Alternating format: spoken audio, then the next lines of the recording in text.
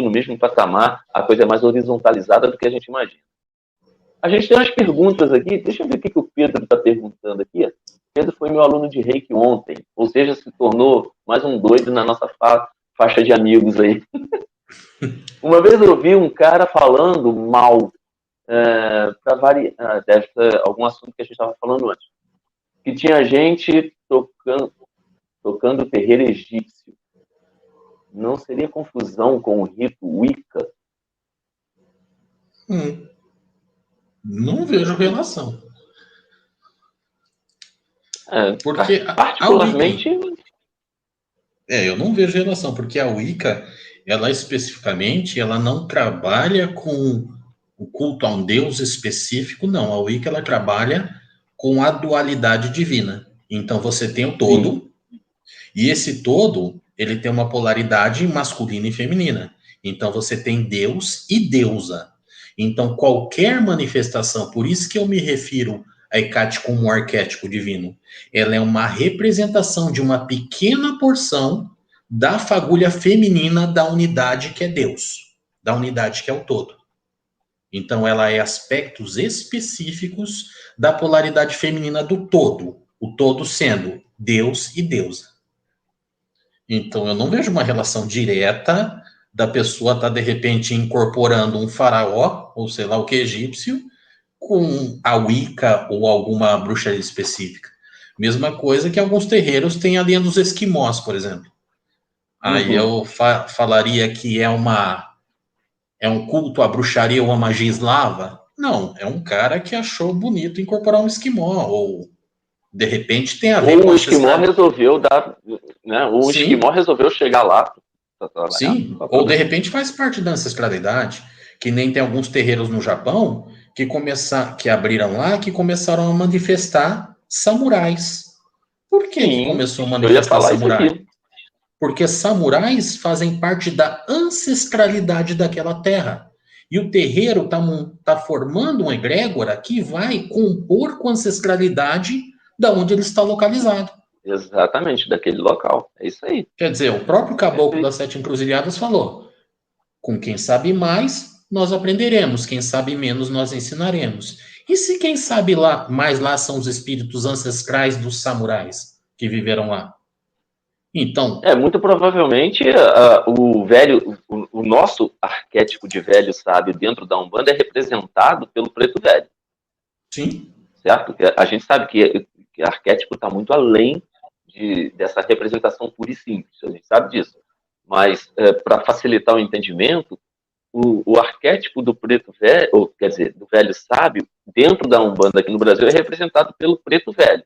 Muito provavelmente no Japão, apesar de se permanecer com o nome de preto velho, devem ser aqueles monges bem antigos, ou budistas, ou shintoístas, que incorporam dentro do arquétipo do velho sábio, que aqui para nós é o preto velho, lá para eles, eu vou brincar aqui, mas vai ser o monge velho lá para eles. Mas como eles devem obedecer a nomenclatura natural da Umbanda, que seria caboclo, preto velho, criança, então, ainda que esteja dentro dessa nomenclatura, a entidade que se apresenta deve ser ligada, obviamente, àquela ancestralidade, a não ser que o cara que tenha fundado o terreiro lá tenha ido daqui do Brasil para lá. Seja um cara nasceu aqui no Brasil, tipo um de nós, por exemplo, eu vou morar lá no Japão. E lá no Japão eu vou abrir um terreiro, com quem me acompanha. Vai continuar sendo o Pai Joaquim, vai continuar sendo o Pai Benedito, vai continuar sendo o Mata Virgem, vai continuar sendo esses caras. Mas provavelmente os médiuns japoneses que falam português e gostam da Umbanda, mas nascidos lá, vão, na hora de chamar um Exu, deve ser um samurai fulano de tal. Exatamente.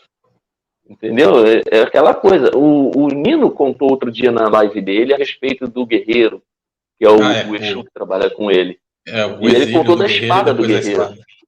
É a espada do guerreiro. A espada dele é uma katana, né? Que chama, né? Katana. Que ela tem... A empunhadura dela é aquela empunhadura grandona e tal. E quando ele pegou na katana, né? Que chama katana. Quando ele pegou a katana é que ele entendeu. Poxa, o que estava faltando era isso. Por que o cara pediu não? Por que ele ficou satisfeito quando ele ganhou a katana? Provavelmente porque ele é oriundo do Japão. Muito provavelmente por isso. Eu conheci um senhor, não sei se você já ouviu falar dele, chamado Pedro Miranda. Pedro Miranda é um senhor que era o presidente da União Espiritista de Umbanda do Brasil.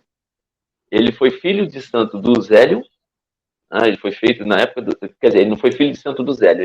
Ele era contemporâneo dos filhos de Santo do Zélio, mas o pai de santo dele não era o Zélio, era o cara diretor, presidente, né, da Tenda Espírita São Jorge.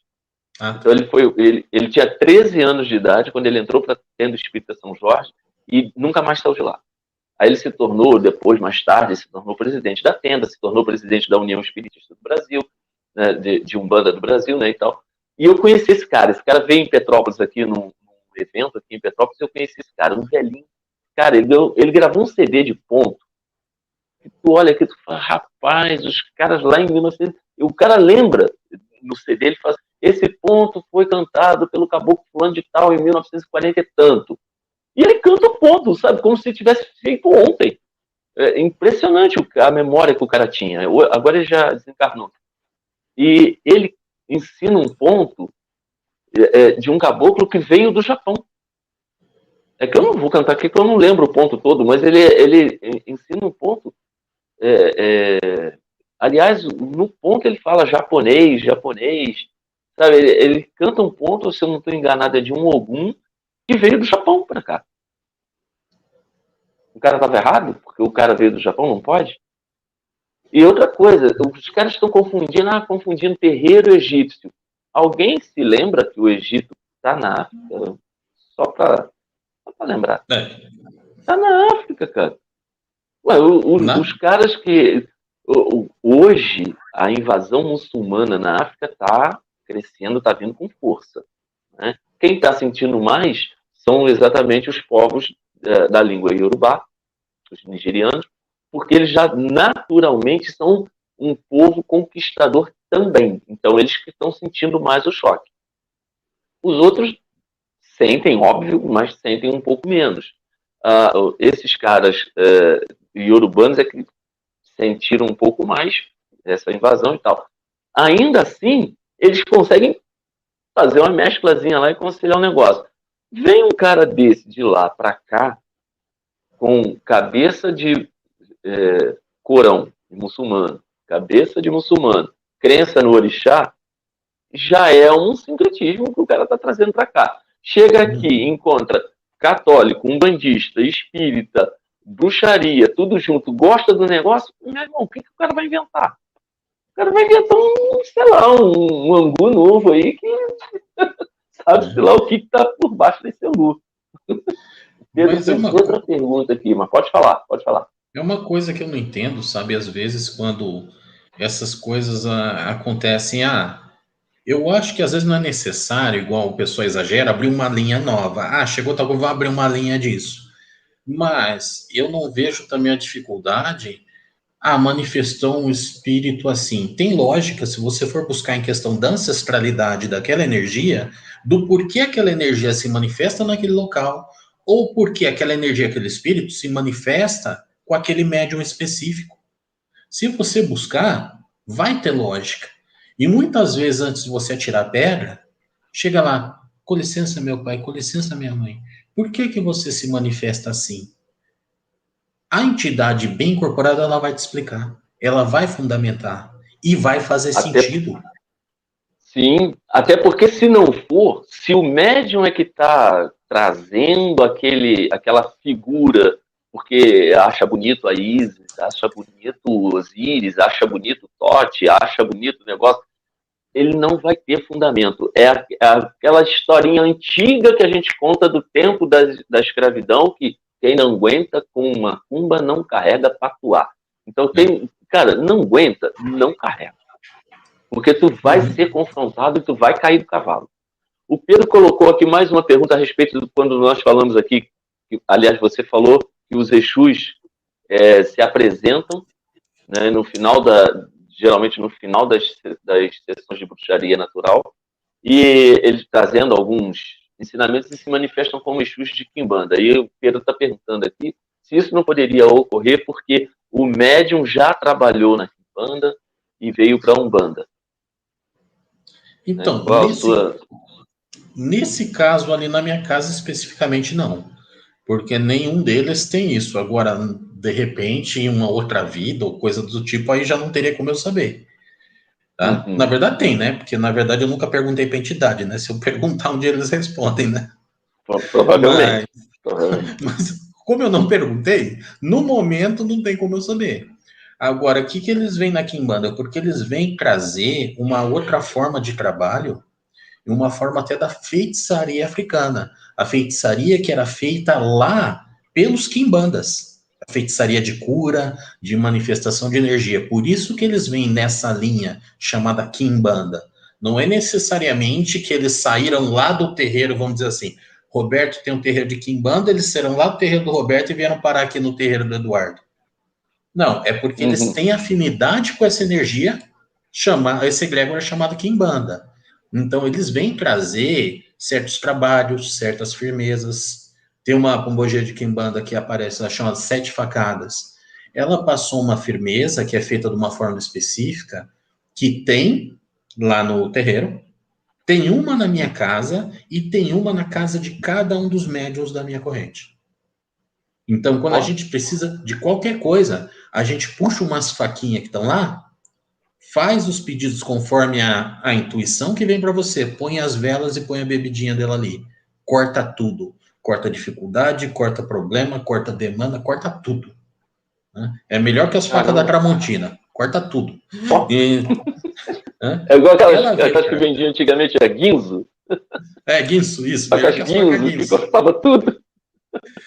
Então, e se você for ver do jeito que ela trabalha e essa forma que ela trabalhou isso, é completamente diferente da Maria Quitéria das Almas, que trabalha comigo como pombogira de Umbanda. A própria energia é completamente diferente.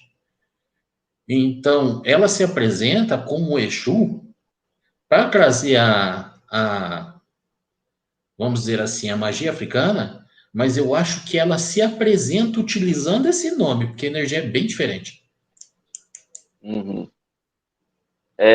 O Pedro está colocando outra coisa aqui, é que o caso do Zé Pilintra, que começou os trabalhos em meio aos pretos velhos e acabou em meio os Exus. Pelo menos é o caso na minha região. O Pedro é lá do Rio Grande do Sul. Na minha região, e a história que eu conheço. Aqui não foi criado uma linha específica para eles trabalharem. Olha só, com relação a isso, eu também entendo que não é necessário ter uma linha de malandros. Aqui no nosso terreiro a gente trabalha com Exu e o Zé Pilintra se manifesta como tal. Bom, sabe, nós não trouxemos a ideia da linha de malandro onde só se manifestam os espíritos da malandragem. Né, que no final das contas, até onde eu aprendi, é a lira. É o reino da lira. Dentro da Quimbanda é o reino da lira. E na Quimbanda, o que a gente chama de falange, de Umbanda, na Quimbanda é chamado de reino, é chamado de... tem outros nomes, né? Mas o reino da lira, né, os Exus da lira, entre eles está o Zé Pilintra, está a Malandrinha, sabe? Está a Dona Maria Navalha. Então, esses caras estariam no reino da lira. Seus Sete Encruzilhadas, por exemplo, está no reino da lira. Apesar de ele chamar Sete Encruzilhadas. Entendeu? Então, assim, o reino da lira estaria... já seria mais ou menos a linha de malandragem, se não tivessem os outros eixos ali dentro também. Mas já seriam mais ou menos a linha de malandragem. A gente não viu necessidade dessa separação. Apesar de eu achar legal. Eu acho maneiro, porque você tem... vamos fazer uma gira de cigano. É cigano. Você sabe que é cigano. Tipo caboclo, né? Vou fazer uma gira de caboclo. Você faz uma gira de Exu e você olha lá, tem um cigano ali, tem um malandro ali, tem um tranca-rua do lado de lá. Sabe? O seu Zé que manifesta comigo, ele diz que ele é do Catimbó. Ele fala, eu sou mestre juremeiro. Só que ele não trouxe a Jurema para dentro do nosso terreiro. E ele se manifesta como Exu. E entendeu? Na minha casa já tem a linha dos malandros. Aí trabalha na linha dos malandros e ele se manifesta nessa linha. E aí, sabe qual o problema que eu vejo dessas diferenças? Nenhum. Eu também não vejo problema, não. É só a adaptação nossa. Tá vindo, tá fazendo o trabalho, tá prestando a caridade, tá dando resultado, tá, o médium tá crescendo como pessoa, tá crescendo, tá aprendendo, tá podendo prestar melhor ainda a caridade e ajudar as pessoas, é o que conta. Pouco me importa se Também ele acho. vem de Preto Velho a Exu. E teve uma vez que eu trabalho com o Zé Pelintra, né? Uhum. Então eu incorporo o Zé Pelintra. Teve um dia que eu senti a radiação falando, a avó Camila falou, eu vou subir que tem outro Preto Velho que precisa vir. E aí veio. Aí daqui Veio a ele. pouco veio o Preto, eu não sabia quem era. Veio, Ah, conversou, aí depois ia ter, em seguida ia ter trabalho com malandro, veio ele. E daqui a pouco veio o Cranca Rua das Almas, que trabalha comigo, né? Porque a maioria das entidades que eu trabalho é das almas. Então, o veio o parceiro tá Cranca Rua chegando. das Só, Almas. só um segundinho. O parceiro tá chegando, é um bandista. Michel. Ah, Parceirão legal. nosso aí. Já já Então vai ter veio. novidade com a gente. A novidade sempre é bom. Então veio o Cranca-Rua das Almas e ele falou: Ó, eu preciso subir, né? De vez em quando ele dá risada que ele fala que ele vai descer, mas enfim. Aí ele, aí ele falou: Não, porque tem para vir outro, tem que vir um outro Exu que quer dar um recado. Na hora que ele terminou, ele virou e falou: O preto velho que veio era eu. Eu vim na linha Ó, dos malandros e eu tô vindo agora na linha de Exu. Só para vocês aprenderem que, primeiro, não tem hierarquia. Segundo, não tem um melhor que o outro. E terceiro, eu venho onde eu quiser. Ele falou bem assim. Então, numa mesma gira, depois da voz, ele se manifestou como preto velho, ele se manifestou como malandro, se manifestou como Exu. E ele caramba. falou: Eu venho onde eu quiser, o que importa